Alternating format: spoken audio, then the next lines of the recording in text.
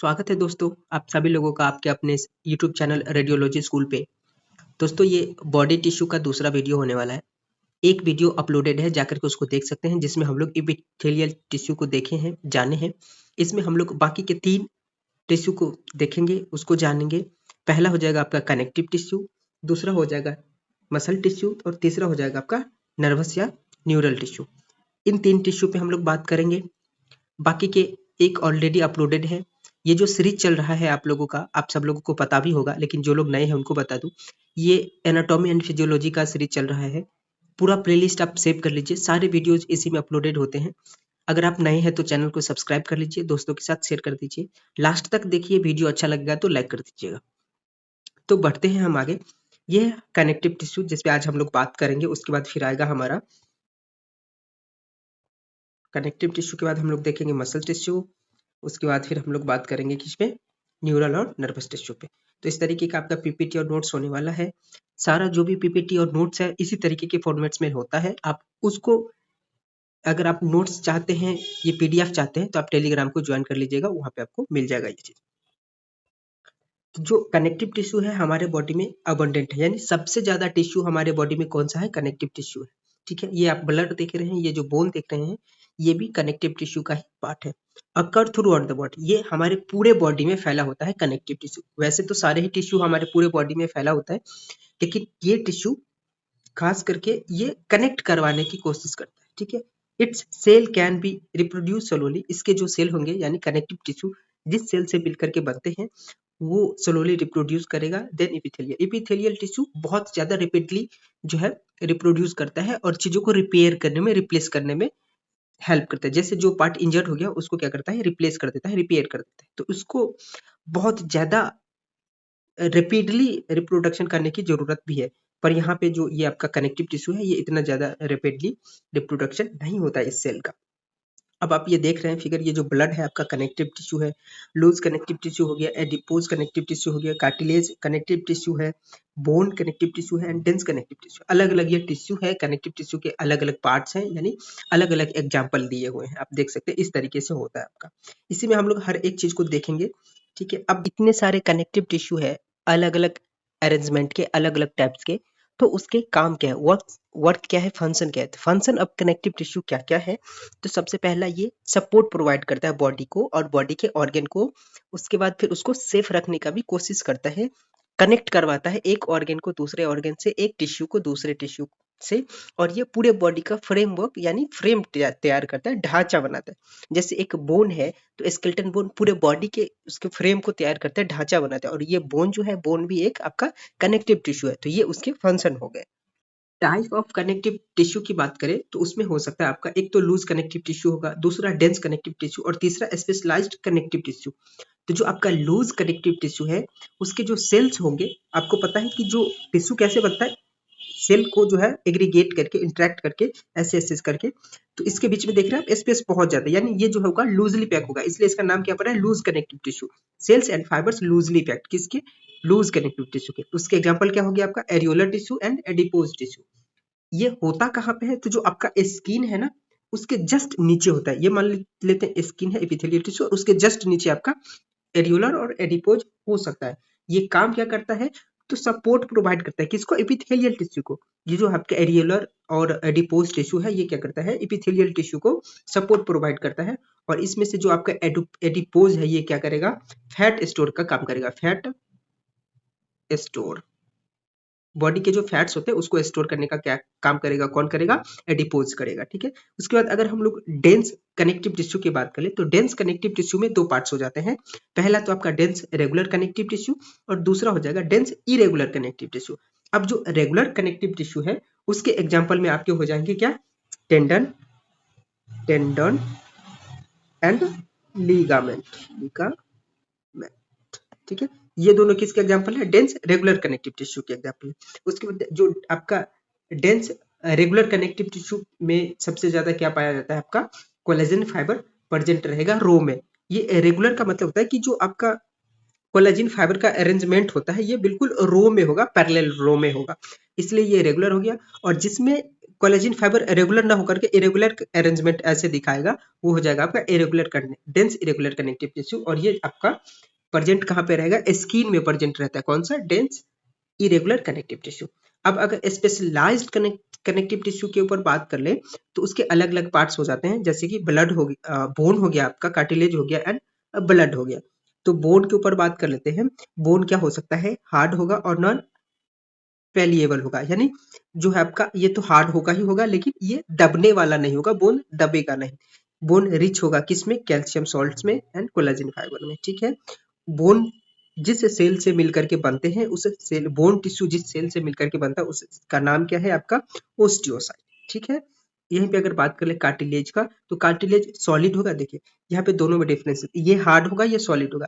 ये हार्ड मतलब बिल्कुल ही नहीं दबेगा, और ये सॉलिड होगा यानी थोड़ा बहुत दब सकता है, उसके अंदर ये प्रॉपर्टीज हो सकता है कार्टिलेज के अंदर, ठीक है। और ये पेलिएबल होगा, ये दबने वाला होगा।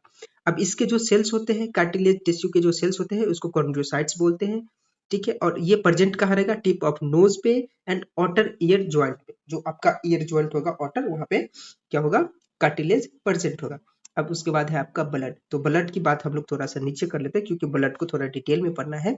तो ब्लड यहाँ हम लोग बहुत ज्यादा डिटेल में तो नहीं पढ़ पाएंगे, लेकिन इसके ऊपर यानी ब्लड के ऊपर एक सेपरेट वीडियो बना दूंगा मैं बहुत अच्छे तरीके से, जो कि मेडिकल में एक ब्लड का क्या क्या यूज हो सकता है, क्यों मतलब जो है उसके टेस्ट होते हैं और उसके टेस्ट से क्या क्या हो सकता है, इन सब चीजों पे भी मैं एक बार वीडियोस बना दूंगा ब्लड के साथ साथ सारा कुछ। तो आप उसको भी देख लीजिएगा, इसके लिए आप चैनल को सब्सक्राइब कर लीजिए, करना पड़ेगा, देखना है तो खैर। तो ये है आपका ब्लड। अब ब्लड क्या है, blood is fluid connective tissue. Blood तो कनेक्टिव टिश्यू है, लेकिन कैसा है, फ्लूइड है, बहने वाला है, राइट। अब ब्लड होगा क्या क्या, ब्लड में क्या क्या हो सकता है, तो प्लाज्मा हो सकता है, फॉर्म्ड एलिमेंट हो सकता है, जिसको हम लोग इरेथ्रोसाइट यहाँ पे दिखाए हैं, और उसके बाद फिर आपका प्लेटलेट्स हो सकता है, ठीक है। अब इस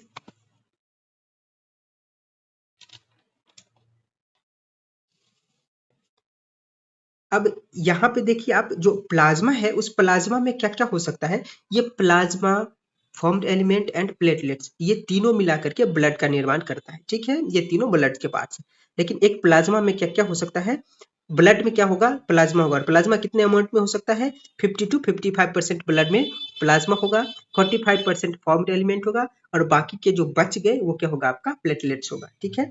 अब इस प्लाज्मा में भी क्या होता है, 90 to 92% वाटर होता है। प्लाज्मा में सबसे ज्यादा पानी होता है, कितना होता है, 90 to 92% उसमें पानी होगा, ठीक है। अब और क्या पाया जाता है प्लाज्मा के अंदर, कंपोजिशन क्या क्या है, तो उसमें प्रोटीन्स पाए जाते हैं। क्या क्या प्रोटीन्स हो सकता है, फाइबर होगा, ग्लोबुलिन होगा, और उसके बाद एल्बुमिन होगा। ये ऐसे है, बहुत सी चीजें और भी है जो आपको जानना है, वो मैं सेपरेट अलग वीडियो में बना दूंगा। जैसे अभी हम लोग टिश्यू पढ़ रहे हैं, तो हमें ये भी डिस्कस नहीं करना चाहिए था, पर फिर भी हम ये डिस्कस कर लेते हैं, जान लेते हैं। उसका जो फॉर्म्ड एलिमेंट है उसमें क्या क्या हो सकता है, आपका आरबीसी होगा, डब्ल्यूबीसी होगा, एंड और भी उसके अलग अलग पार्ट्स हो सकते हैं। डब्ल्यूबीसी के भी अलग अलग पार्ट्स है, जैसे आपका यूसिनोफिल्स, न्यूट्रोफिल्स, बेसोफिल्स, इस तरीके से, ठीक है।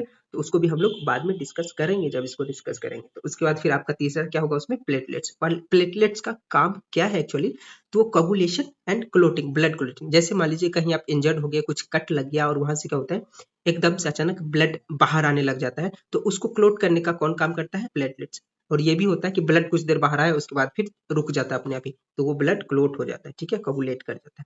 अल्सो कल्ड किसको, प्लेटलेट्स को हम लोग क्या और कह सकते हैं, थ्रोम्बोसाइटोस, थ्रोम्बोसाइट्स। यहाँ पे स्पेलिंग थोड़ा मिस्टेक है, तो इसको अभी हम चेक करते हैं। थ्रोम्बोसाइट्स,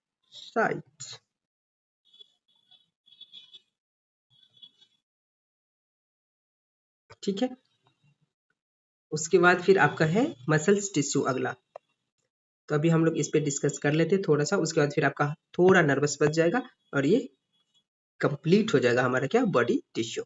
तो ये है आपका muscle tissue, made of cell that have special ability to shorten and contract.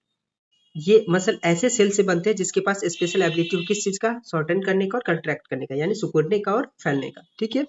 Help in movement of body and it's part, body के मूवमेंट में हेल्प करता है कौन सा, मसल, एंड उसके पार्ट्स में, किसके पार्ट्स में, बॉडी के पार्ट्स में, ठीक है। हैव वेल ब्लड सप्लाई, जो आपका मसल टिश्यू है उसका जो ब्लड सप्लाई होगा बहुत बढ़िया होगा, पूरी तरीके से एकदम भर भर के ब्लड सप्लाई होगा उसके अंदर। also have protein called actin and myosin, उसके अंदर प्रोटीन और मायोसिन भी होता है। प्रोटीन जिसको हम लोग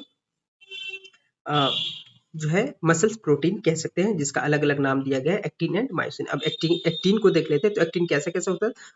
फॉर्म थिन फ्लेक्सिबल फिलामेंट इन मसल, क्या फ्लेक्सिबल फिलामेंट बनाएगा कौन? एक्टिन, किसमें? मसल्स।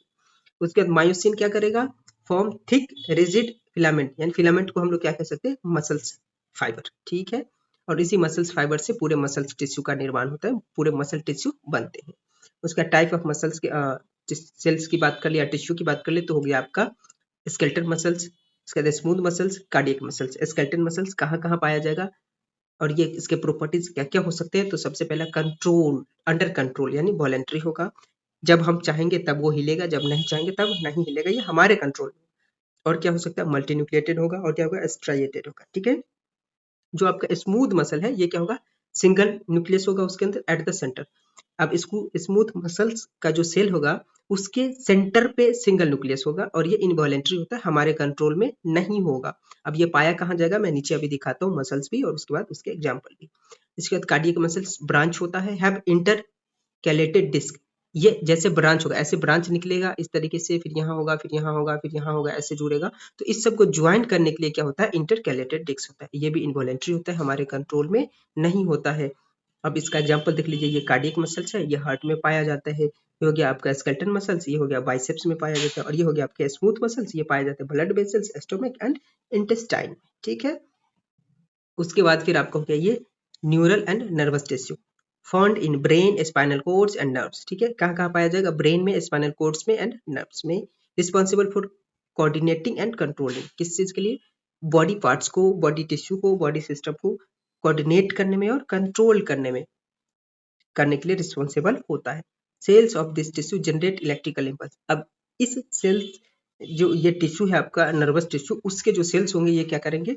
इम्पल्स जनरेट करेंगे, और जो सेल इस चीज को जनरेट करेगा उसको हम लोग न्यूरॉन कहते हैं। आप यहाँ पे देखिए एक न्यूरॉन का स्ट्रक्चर, ये हो गया पूरा न्यूरॉन का स्ट्रक्चर है, ये इसके सेल बॉडी हो गई, डेंड्राइट्स हो गया, ये एक्सोन हो गया, अलग अलग मैं उसका आपको ये चीज बताता हूँ। तो जो आपका सेल बॉडी होगा, ये सेल बॉडी क्या है? इसका मेन पार्ट्स हो गया, यहीं से जो कुछ भी होना होगा सारा काम यहीं से होगा। उसके बाद जो उसका डेंड्राइट्स होता है, डेंड्राइट्स क्या करेगा? बाहर के इंफॉर्मेशन को या फिर दूसरे न्यूरॉन के इंफॉर्मेशन को सेल बॉडी को देगा, ठीक है। यानी इंफॉर्मेशन को सेल बॉडी के साथ लेकर के आएगा, और जो आपका एक्सोन है वो क्या करेगा? सेल बॉडी से बाहर लेकर के जाएगा, किसको? इम्पल्स को, ठीक है। ये रहा आपका टिश्यू, और ये खत्म हो गया यहीं पे। अब आगे जो आपका वीडियोस आने वाला है वो किसी और टॉपिक पे होगा। कोई और टॉपिक क्या हो सकता है? तो वो टॉपिक होगा आपका मेम्ब्रेन, ठीक है। जो बॉडी में मेम्ब्रेन पाया जाता है उसके ऊपर होगा। उसके बाद फिर आपका नेक्स्ट समरी आएगा। तो आप इस चैनल को सब्सक्राइब कर लीजिए, दोस्तों के साथ शेयर कर दीजिए और लाइक भी कर दीजिए वीडियो को। Thank you.